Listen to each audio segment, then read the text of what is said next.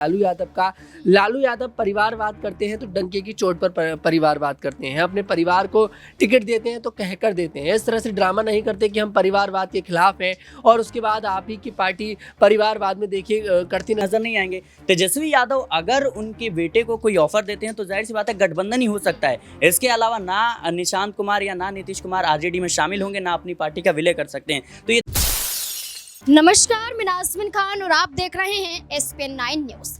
बिहार के मुख्यमंत्री नीतीश कुमार जो परिवारवाद के खिलाफ नजर आते थे, जो लालू प्रसाद यादव को लेकर हमेशा से तंज कसते हुए नजर आए हैं और लोकसभा चुनाव में भी लालू प्रसाद यादव के परिवार को लेकर नीतीश कुमार का हमला रहता था कि लालू प्रसाद ने सिर्फ 9 बच्चे पैदा किए हैं और उन्हें भी राजनीति में लेकर आ गए हैं। लेकिन अब नीतीश कुमार को लेकर भी यही कहा जा रहा है कि वो परिवारवाद के इर्द गिर्द घूमते हुए नजर आएंगे। वो खुद अपने बेटे निशांत कुमार को राजनीति में लेकर आएंगे। राजनीति में एंट्री नीतीश कुमार के बेटे की हो सकती है। इससे क्या माना जाए कि अब नीतीश कुमार राजनीतिक संन्यास लेने वाले हैं या फिर अपने परिवार के जरिए राजनीति में भूमिका को बढ़ाने वाले हैं? क्या नीतीश कुमार अब उत्तराधिकारी यहाँ पर बनाते हुए नजर आएंगे? क्या पार्टी का जिम्मा क्या परिवार के सदस्य को ही सौंपते हुए नजर आएंगे? क्या आखिरकार कांग्रेस पार्टी की तरह, बहुजन समाज पार्टी की तरह, समाजवादी पार्टी की तरह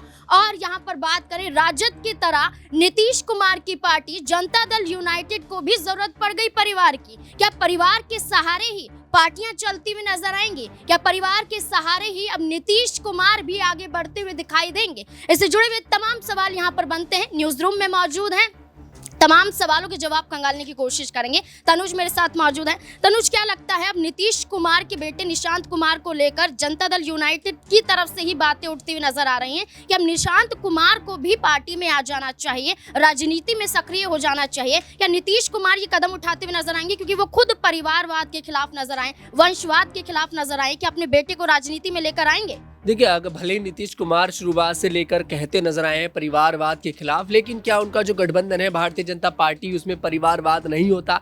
ये सबसे बड़ा सवाल यहाँ पर खड़ा होता है। और कहीं ना कहीं नीतीश कुमार अब पूरी तैयारी में है कि अपने बेटे निशांत को अब राजनीति में उनकी एंट्री करा दें और शायद यही कारण है कि वह भारतीय जनता पार्टी से अपना बिगाड़ खाता खत्म नहीं करना चाहते कि बाद में नीतीश कुमार के बाद में कोई ऐसा होना चाहिए पार्टी का जो पार्टी को संभाल सके। और सिंपल सी बात है, अपने परिवार से किसी न किसी को उत्तराधिकारी बनाएंगे पार्टी का। ऐसे में निशांत कुमार का नाम देखिए सबसे आगे आ रहा है और जेडीयू के जो कार्यकर्ता है उनकी भी यही मांग है कि निशांत जो है उनकी पार्टी में एंट्री हो जानी चाहिए और राजनीति में एंट्री हो जानी चाहिए। वही अगर देखा जाए, हमने जिक्र करा लालू यादव का, लालू यादव परिवारवाद करते हैं तो डंके की चोट पर परिवारवाद करते हैं। अपने परिवार को टिकट देते हैं तो कहकर देते हैं। इस तरह से ड्रामा नहीं करते कि हम परिवारवाद के खिलाफ हैं और उसके बाद आप ही की पार्टी परिवारवाद में देखिए करती नजर आती है। आखिरकार बीजेपी पार्टी ने ऐसा कौन सा नेता है जिसके परिवारवाद को समर्थन नहीं किया? केसरगंज से बृजभूषण शरण सिंह के बेटे को टिकट दिया गया, क्या वो परिवारवाद नहीं था? यहाँ पर देखा जाए, अमित शाह के जो बेटे हैं उनको BCCI का अध्यक्ष बना दिया जाता है,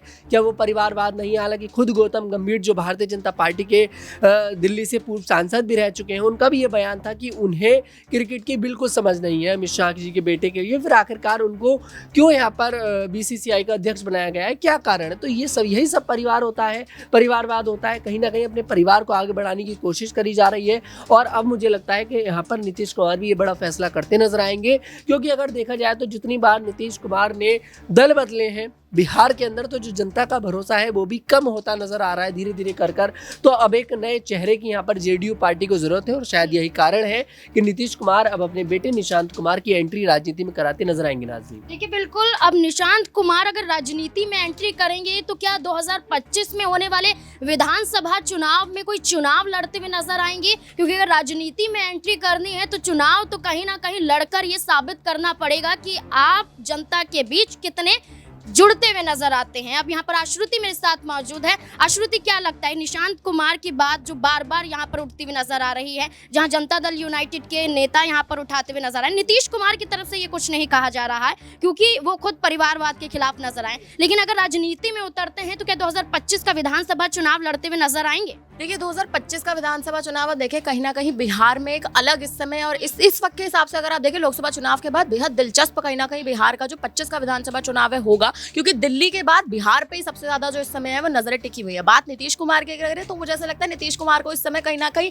एनडीए में होते हुए भी उन्हें एक बड़ा झटका लगा है। उनकी बतौर एक पार्टी के तौर पर अगर आप देखें तो जेडीयू को भी कहीं ना कहीं इस वक्त बिहार में कहीं ना कहीं बड़ा झटका लगता है, इसलिए भी नजर आ रहा है क्योंकि नीतीश कुमार मंत्री पद की मांग करते नजर आ रहे थे, लेकिन उन्हें मंत्री पद नहीं दिया। उनके जो सांसद है उनको कहीं ना कहीं मंत्री पद में बड़े पदों पर बिठाया गया, लेकिन उससे भी आप देखें नीतीश कुमार खुश नहीं है।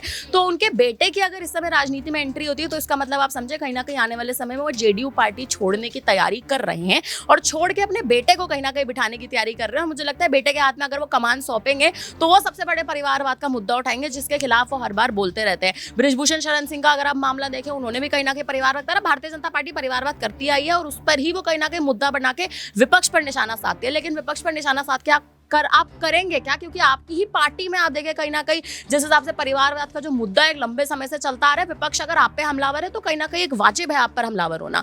और वहीं नीतीश कुमार का इस वक्त इस तरह का रुख लेना, उनके बेटे का कहीं ना कहीं अगर आप देखें राजनीति में एंट्री होना, मुझे लगता है नीतीश कुमार खुद अब अपने परिवार को राजनीति में जबरदस्ती कहीं ना कहीं एक तरह से कहें तो उनकी एंट्री कराने का प्रयास कर रहे हैं, क्योंकि वो अब कहीं ना कहीं राजनीति छोड़ देंगे आने वाले समय में। बिल्कुल, क्योंकि अगर देखा जाए तो नीतीश कुमार की तबियत बार बार खराब होती हुई नजर आई थी। सुशील कुमार मोदी के निधन के दौरान भी अंतिम संस्कार की प्रक्रिया में शामिल होते हुए नीतीश कुमार नजर नहीं आए थे। लोकसभा चुनाव के बीच जब वाराणसी से प्रधानमंत्री नामांकन दाखिल करते हुए नजर आए थे, उस दौरान भी नीतीश कुमार ने अपने सारे कार्यक्रमों को रद्द कर दिया था और यहाँ तक कि वो अपने आप को घर में बंद करते हुए भी नजर आए थे। इसके साथ साथ आपको ये बता दें कि जब आंध्र प्रदेश के सीएम पद की शपथ लेते हुए चंद्रबाबू नायडू नजर आए थे, उस दौरान भी नीतीश कुमार ने यह हवाला दिया था कि उनकी तबियत खराब है, इस वजह से वो वहां पर पहुंच नहीं पाए। लेकिन क्या नीतीश कुमार की तबियत खराब होना ये इशारा करता है कि क्या वो राजनीति से संन्यास लेने वाले हैं या कोई बड़ा कदम वो उठाते हुए नजर आएंगे? सिराज मेरे साथ मौजूद है।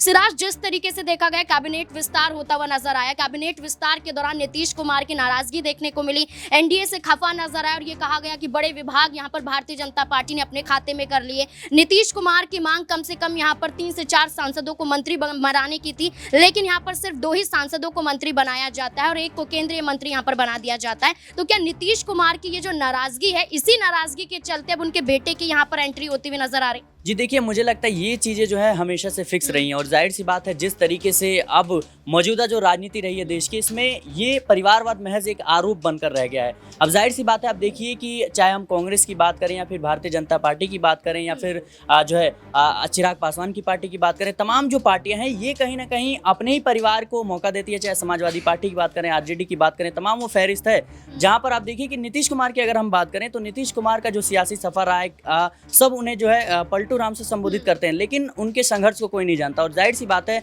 नीतीश कुमार ने जब बिहार की राजनीति में एक बड़ा सफर तय किया है तो वो किसी और को क्यों देंगे और किसी और को अपनी पार्टी क्यों सौंपेंगे? और जाहिर सी बात है उन्होंने जिस तरीके से मेहनत की है तो वो अपने परिवार के ही किसी सदस्य को या फिर जो विश्वसनीय हो उसको ही सौंपेंगे। तो मुझे लगता है अपने बेटे को अब राजनीति में उतारने का फैसला कर चुके हैं। और जाहिर सी बात है नीतीश कुमार की अब जिस तरीके से हालात हैं और जिस तरीके से उनके तबीयत जो खराब हो रहे हैं, इसको लेकर के भी चिंतन मंथन जो है नीतीश कुमार जरूर कर रहे होंगे। और जिस तरीके से नीतीश कुमार कई बार यह आरोप लगा चुके हैं कि कहीं ना कहीं उनके रहते हुए उनकी पार्टी को तोड़ने की साजिश चलती है, चाहे वो भारतीय जनता पार्टी द्वारा हो या फिर आरजेडी द्वारा हो, तो जाहिर सी बात है नीतीश कुमार को यह कदम लेना ही चाहिए था। एक ना एक दिन तो उनको लेना ही पड़ता। तो अब जो चीज़ें खुलकर सामने आ रही हैं इसमें कोई आश्चर्यचकित करने वाली बातें नहीं है। यहाँ पर एक और सवाल ये रहेगा कि तेजस्वी यादव की बात करें तो वो ये कहते हैं कि चाचा का दिल अभी भी महागठबंधन की तरफ यानी कि राजद की तरफ दिखाई देता है। तो क्या ऐसे में यहाँ पर खुद तेजस्वी यादव कोई बड़ा ऑफर निशांत कुमार को यहाँ पर दे सकते हैं या नीतीश कुमार के साथ एक बड़ा खेल यहाँ पर करते हुए नजर आएंगे? क्योंकि कहा जाता है विधानसभा चुनाव के दौरान वो खुद महागठबंधन का हिस्सा बन जाते हैं, क्योंकि भारतीय जनता पार्टी की तरफ से ऐसी कोई बातें नहीं की गई हैं, लेकिन जनता दल यूनाइटेड की तरफ से बातें यहाँ पर बार बार कही जा रही हैं। तो क्या तेजस्वी यादव इस मौके का फायदा उठाते हुए नजर आएंगे? जी देखिए, जद्दोजहद में तो जुटे हुए हैं तेजस्वी यादव, लेकिन आपको बता दूं कि जेडीयू कोई छोटी पार्टी नहीं है कि उसके पास 1-2 सीटें हैं और वो जाके किसी पार्टी में अपना विलय कर लेगी। जाहिर सी बात है जेडीयू बड़ी पार्टी है और बिहार की राजनीति में अच्छा उनका एक कद रहा है, तो जाहिर सी बात है वो कहीं ना कहीं विलय तो करते हुए नजर नहीं आएंगे। तेजस्वी यादव अगर उनके बेटे को कोई ऑफर देते हैं तो जाहिर सी बात है गठबंधन ही हो सकता है। इसके अलावा ना निशांत कुमार या ना नीतीश कुमार आरजेडी में शामिल होंगे, ना अपनी पार्टी का विलय कर सकते हैं। तो ये तमाम जो कयास लग रहे हैं पूरी तरीके से कह सकते हैं कि खारिज करना ही बेहतर होगा। और जेडीयू पार्टी का जिस तरीके से बिहार में एक वर्चस्व हो रहा है, जाहिर सी बात है वो आरजेडी से गठबंधन कर सकते हैं, लेकिन उनके साथ कभी जुड़ नहीं सकते। मतलब पार्टी का विलय या उनके बेटे या नीतीश कुमार खुद उनकी पार्टी में नहीं शामिल हो सकते। देखिए बिल्कुल, अब